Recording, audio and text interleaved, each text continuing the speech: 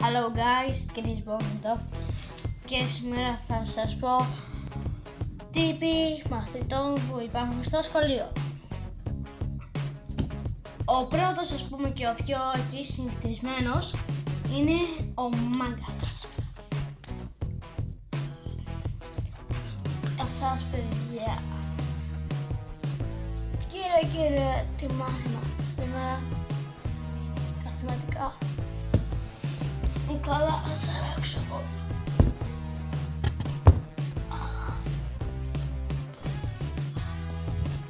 Σιγά πιο εδώ. Πάμε για διάλειμμα. Η δεύτερη κατηγορία είναι αυτός που είναι σε κάθε τάξη, είναι ο Σπασίκλας. Καλημέρα κύριε. Πρώτο μάθημα νομίζω χημεία. Ας ξεκινήσω να πάω λίγο. Η χημεία είναι το καλύτερο μάθημα κύριε.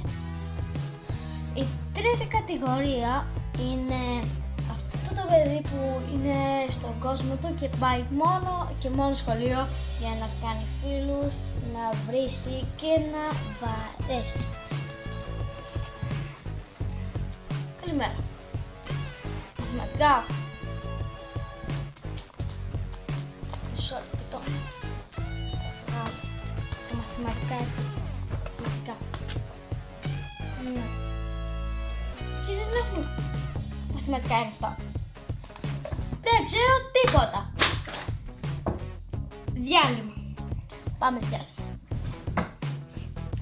Πώς είναι μπιπ. Τι είναι μπιπ, άντε είναι μπιπ.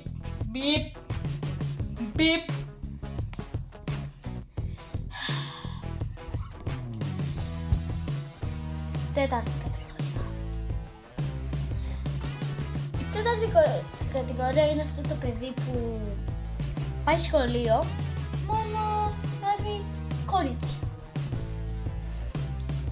Όπως εσύ κάνεις, καλά είσαι, μια χαρά. Κάνεις Μαρία, καλά είσαι, καλά.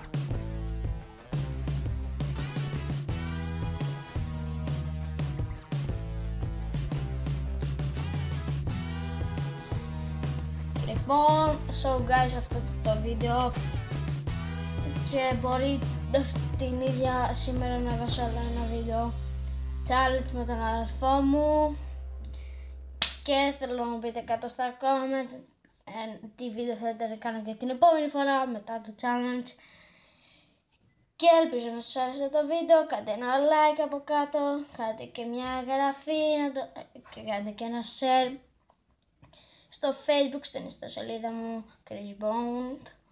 Αφήστε και ένα σχόλιο από κάτω και τα λέμε στο επόμενο βίντεο. See ya! Booyah!